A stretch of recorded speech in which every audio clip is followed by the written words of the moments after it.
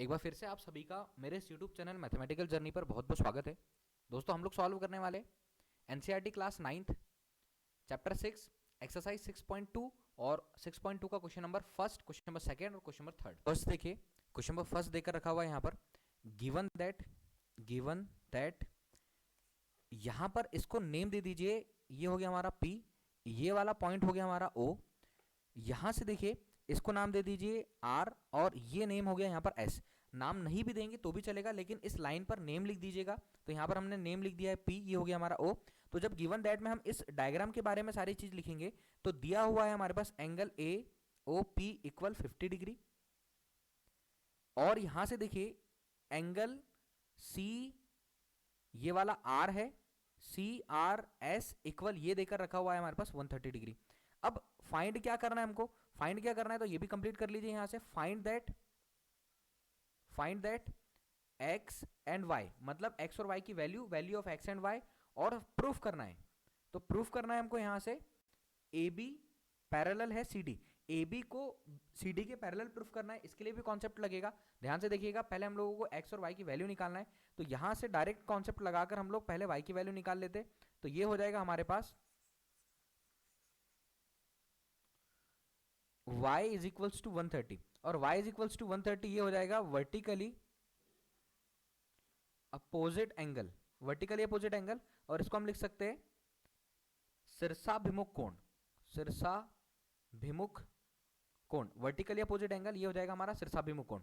तो यहां से चेक कीजिएगा कि y किसके इक्वल है, y इक्वल 130 के इक्वल है। कैसे हुआ, एक लाइन ऐसी बनाइए, एक लाइन ऐसी बनाइए, मतलब कि अगर कोई लाइन को दूसरी लाइन इंटरसेक्ट करे तो जो एंगल बनते हैं ये वाले उसके वर्टिसेस पे, शीर्ष पर, तो ये होते हैं वर्टिकली अपोजिट एंगल, शीर्षाभिमुख कोण। तो y इज इक्वल्स टू आ गया हमारे पास, y इज इक्वल्स टू आ गया 130 और y दोनों इक्वल है। ये जो 130 इसको हमने नेम दिया हुआ है CRS, तो यहाँ पर y इज इक्वल्स टू 130 ये शीर्षाभिमुख कोण है। क्योंकि देखिए अभी हमको प्रूफ करना है, बट सीधा सीधा अगर हम देखें यहां से तो ए बी पैरेलल है सी डी, बट हमको ए बी और सी डी को पैरेलल प्रूफ करना है। तो सेकंड केस अगर हमको ए बी और सी डी को पैरेलल प्रूफ करना है तो इसके बाद हम यहीं से इस डायग्राम में क्या लिखेंगे, चेक कीजिएगा ध्यान से। यहां पर देकर रखा हुआ है angle A O P plus X is equals to 180, ये हो जाएगा हमारे पास linear pair angle. Linear pair angle मतलब कि रैखिक युग्मों के कोणों का योग 180 अंश होता है। The sum of linear pair angle equal 180, रैखिक युग्मों के कोणों का योग 180 अंश होता है। तो ये देकर रखा हुआ है हमारे पास 50 प्लस ये हो जाएगा हमारे पास x इक्वल 180। दो चीजें प्रूफ करनी है, एक हमको ए बी और सी डी को पैरेलल प्रूफ करना है, और हमको यहां से x और y की वैल्यू निकालना है। तो y की वैल्यू हम लोगों ने निकाल ली, x इज इक्वल्स टू क्या जाएगा 180 माइनस 50। तो x इज इक्वल्स टू 180 में से 50 माइनस करेंगे तो ये हो जाएगा हमारे पास 130।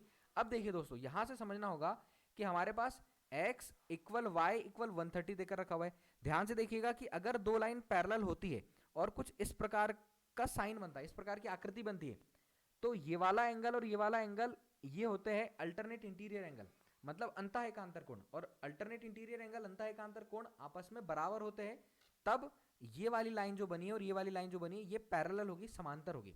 हमने क्या किया, x और y को 130 ला दिया, मतलब दोनों x और y की वैल्यू 130 है। इसका मतलब हम लोग क्या बोल सकते हैं, ये अल्टरनेट इंटीरियर एंगल मतलब अंतः एकांतर कोण।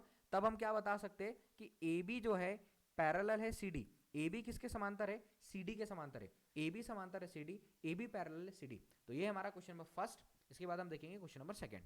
ये क्वेश्चन नंबर सेकंड है, सारी चीजें लिखनी पड़ेगी जो क्वेश्चन में देकर रखा हुआ है। क्या फाइंड करना है ये भी हम लोगों को आराम से लिखना है, ध्यान से देखिए तभी इस पर मार्क मिलने वाले। ये डायग्राम बना हुआ है हमारे पास, तो डायग्राम को साथ में रखिएगा, डायग्राम देखिएगा, बुक आप लोगों के पास होना चाहिए, बुक से आप लोग डायग्राम देखिएगा, बाकी सारी चीजें यहां से कवर कीजिएगा।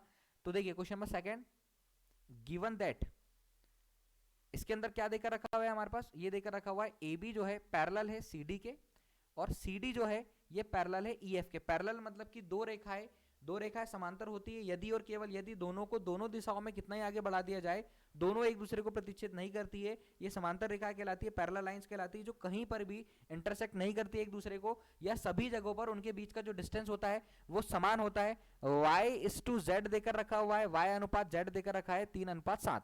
ये हमारे पास क्वेश्चन में गिवन है। क्या फाइंड करना है हमको, तो यहां पर हम लिख देते हैं find that value of x, मतलब x की वैल्यू हम लोगों को फाइंड करना है।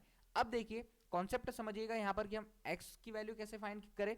तो यहाँ पर देखिए ये वाला x और ये वाला z, मैंने आप लोगों को अभी बताया कि अगर हमारे पास कुछ ऐसी आकृति बनती है, ऐसा कुछ शेप बनता है और ये वाला एंगल अगर इक्वल होते तो ये दोनों equal angle parallel line draw करते, या अगर हमारे पास पैरेलल लाइन बनी हुई है तो ये दोनों जो एंगल बनेंगे, इसको समझिएगा ध्यान से, ये दोनों एंगल जो बनेंगे ये इक्वल होंगे। तो यहाँ पर x is equals to z, क्या कॉन्सेप्ट लगेगा, इंटीरियर एंगल। कौन सा इंटीरियर, अल्टरनेट इंटीरियर एंगल, अंतः एकांतर कोण, कॉन्सेप्ट को लिखिएगा अंतः एकांतर कोण। तो x is equals to z हो गया। अब x is equals to z हो गया, अब हम जो दिया हुआ है उसको लेट करेंगे, let y is equals to आ गया हमारे पास 3a और z is equals to 7a। तो y का मान 3a हो गया मान लिया हम लोगों ने, और z का मान हो गया हमारे पास, साथ ही क्वेश्चन में देकर रखा था। अब देखिए x किसके इक्वल है, z के, तो यहां पर हम कितना लिख देंगे, यहां पर लिख देंगे हम x। अब दोस्तों दूसरा कॉन्सेप्ट यहां पर चेक कीजिएगा ध्यान से, दूसरा कॉन्सेप्ट ये है कि यहां पर ये एक पैरेलल लाइन है, दूसरी पैरेलल लाइन ये है, दोनों समांतर रेखा है, और एक तिर्यक रेखा है, ट्रांसवर्सल लाइन है, इसके अंदर में दो एंगल बन रहे, तो दोनों एंगल का सम होगा 180, दोनों एंगल का सम होगा 180। तिर्यक रेखा के एक ही ओर के कोण, तिर्यक रेखा के एक ही ओर के कोण जो होते हैं उनका सम होता है 180, याद रखिएगा, ध्यान से लिखिएगा भी। और इंग्लिश में कॉन्सेप्ट है interior angle on the same side of the transversal. तो यहां पर मैं कॉन्सेप्ट लिख दूंगा, लेकिन ध्यान से चेक कीजिएगा, यहां पर x और y दोनों का सम जो होगा वो होगा 180। तो यहां पर मैं लिख देता हूं x प्लस वाई इक्वल 180। और कॉन्सेप्ट के लिए क्या लिखना पड़ेगा, यहां पर बताना पड़ेगा, इंटीरियर लिखिएगा, interior angles on the same side of transversal, मतलब तिर्यक रेखा के एक ही ओर के कोण। x plus Y equal 180, x की वैल्यू कितनी है यहाँ पर 7a, तो ये हो जाएगा 7a प्लस वाई इक्वल 180। अब देखिए y की वैल्यू कितनी है, y की वैल्यू भी चेक कीजिए, जो हम लोगों ने लेट की है, तो y की जगह पर 3a है, यहां पर भी हम y के प्लेस पर 3a लिख देंगे, इसको मिटा देंगे और y के प्लेस पर 3a लिख देते, ये हो जाएगा 3a, 7a 3a 10a equal 180। a is equals to 180 by 10, 0 से 0 कैंसिल, और a इज इक्वल्स टू आ गया हमारे पास, a इज इक्वल्स टू आ गया हमारे पास 18। तो a की वैल्यू आ गई 18। अब हम लोगों को x की वैल्यू चाहिए, तो x की वैल्यू यहाँ पर 7a है, x की वैल्यू 7a है, तो यहाँ पर हो जाएगा therefore x is equals to 7a, x is equals to 7 into a के प्लेस पर हम लिखेंगे 18, x इक्वल 18 और 7 का मल्टीप्लाई करेंगे, ये आ जाएगा हमारे पास 126।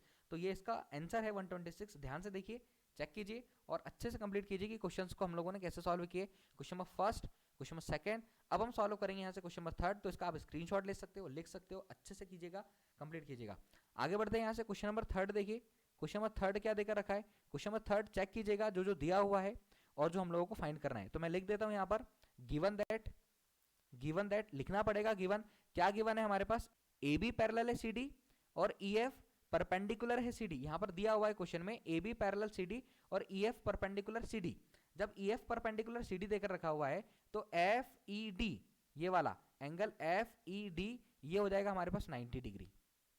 आगे का कॉन्सेप्ट समझते, क्या देकर रखा हुआ है, और देकर रखा हुआ है जी ई डी इक्वल 126, ये देकर रखा हुआ है। क्या क्या फाइंड करना है, तो यहां पर मैं लिख देता हूं फाइंड दैट, चेक कीजिएगा क्या फाइंड करना है, angle A G E, second angle हम लोगों को फाइंड करना है एंगल जी ई एफ, और थर्ड एंगल हम लोगों को फाइंड करना है एफ जी ई। ये डायग्राम बना हुआ है, यहां से हम सॉल्व करेंगे। ध्यान से देखिएगा कि डायग्राम में क्या क्या चीज कहां पर दी हुई है और कैसे हम इसको सॉल्व करेंगे। पहला ए जी ई फाइंड करना है, तो ये ए जी और ई है, और हमारे पास जी ई डी देकर रखा हुआ है। तो दोस्तों angle A G E is equal to angle G E D, concept लगाइएगा अल्टरनेट